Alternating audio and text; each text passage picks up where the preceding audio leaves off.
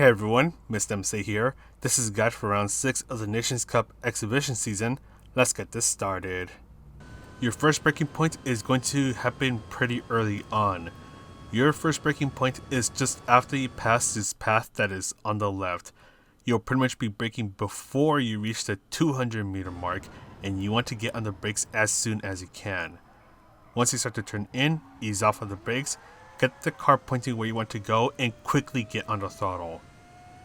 Then you want to brake at the 100 meter mark. This will be a quick burst of braking, so you brake hard for a short moment, quickly start to ease off of the brakes so the car can start to turn, carefully get on the throttle.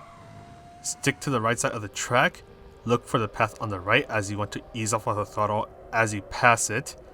Then look for another path on the right as that is your apex, so you want to start to get on the throttle, bring yourself to the right.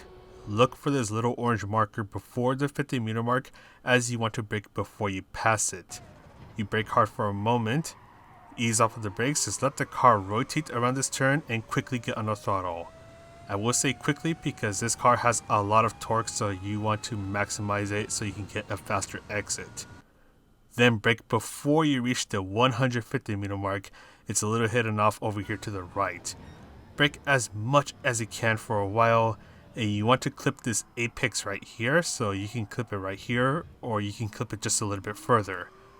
Use a lot of throttle control. Notice how I do get a little aggressive with the throttle as I exit the turns. Then when the grass on the left turns into the AstroTurf, that is when you brake. Brake hard for a very short moment, quickly ease off of the brakes. Carefully get on the throttle. You don't want to get on it too early, otherwise you will understeer. Now when the curb on the left ends, you want to control your braking power. You want to bring yourself just a little bit wide, then turn in, get the car pointing towards the next section of the track, and then accelerate. This final turn will play out similar to that of the last turn we just took. You just want to brake a little early, go wide, then turn in, and try to hit the apex, which is this little white mark that is on the inside of the track. Get the car pointing towards the next section as soon as you can, as you want to get on the throttle as early as you can. But that is pretty much it for this lap guide. Let's go ahead and talk about the strategies.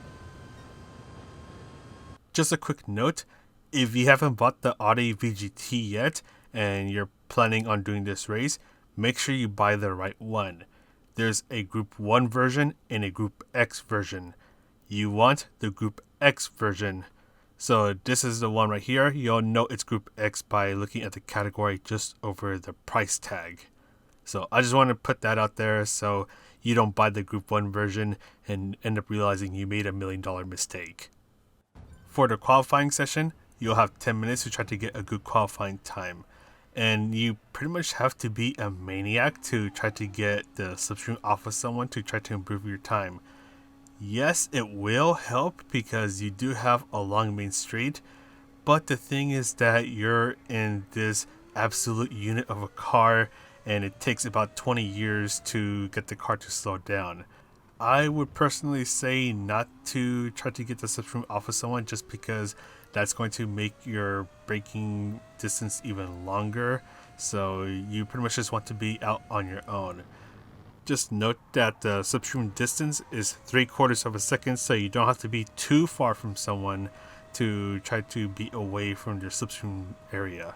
And I say this just because a while back the slipstream zone was 1.5 seconds, but ever since then it's been reduced, so now you can be just a little closer. And do take care of your tires as well, especially on your outlap, since the tire wear is going to be a little high and your front tires will be affected as well. So because of that, you will be doing the jump out and jump back in strategy, and this is where after you do your qualifying lap, you press options, exit, and then enter qualifying for, or enter course for the lobbies, or qualifying for the actual race itself. And I do want to note that I know I said don't get the slipstream, but if you do somehow end up lucky, you can try to get the slipstream off of someone as you finish your qualifying lap, but this is kind of just like a really lucky moment that I ended up having, but I just wanted to put that out there. And this is me doing the jump out and jumping in strategy. This will put you back at the pit box. You'll spawn in with a new set of racing medium tires or whatever tires you have on at the time. So you don't have to do an in lap. You don't have to go through the pit sequence. You just skip all of that. You do your out lap and then you begin your next qualifying lap. And you're pretty much just going to repeat this until the time runs out. The only exception to this is at the very end of the qualifying session. You might be able to start another lap just before the timer hits 0. So if that's the case, then of course just do another lap. So you'll be doing 2 qualifying laps in this stint.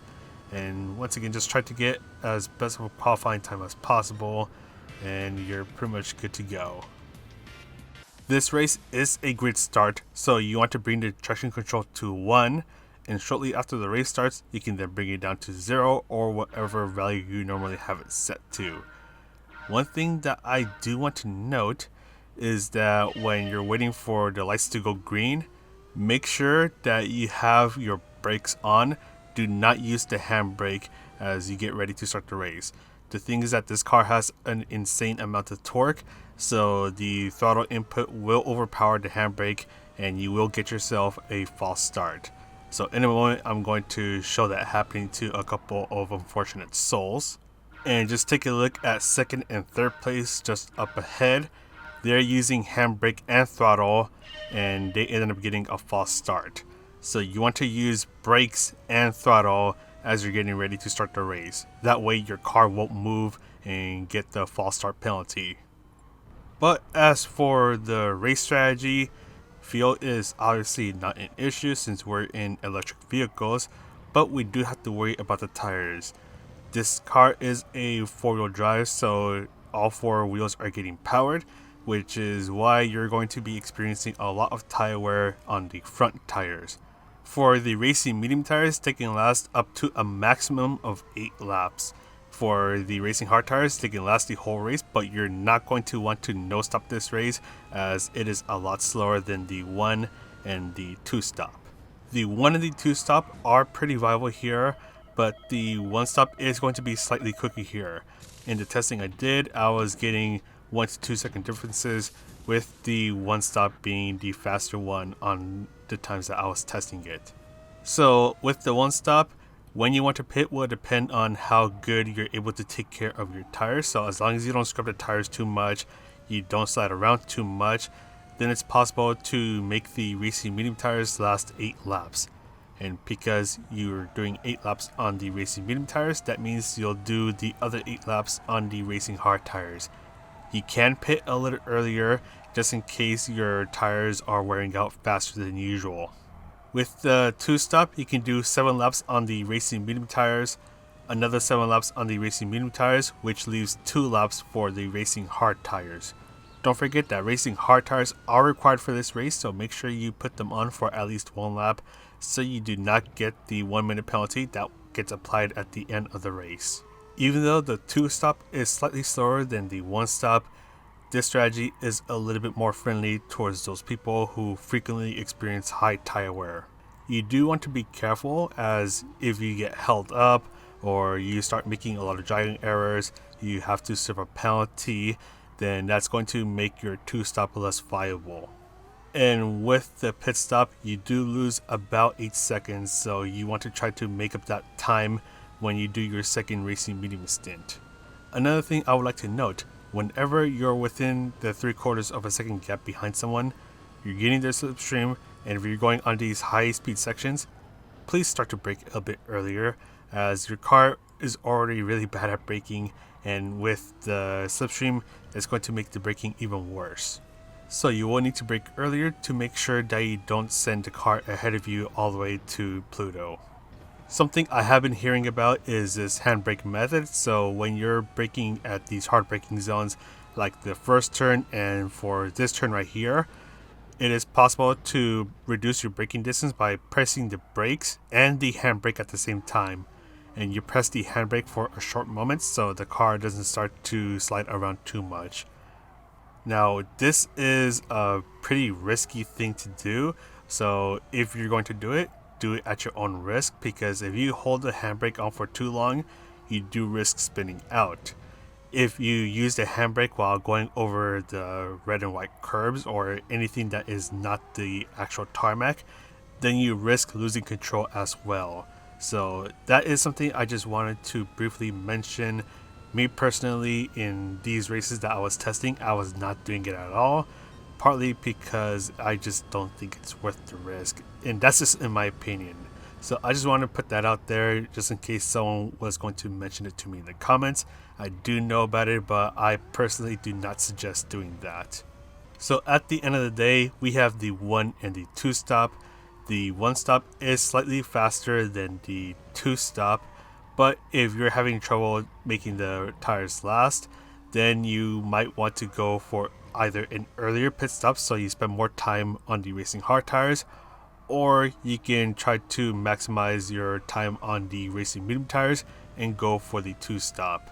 But that is pretty much it from me. I'm going to go ahead and sign off now. So this is Mr. MCA. Wish you a good race, and I'll see you in the next video.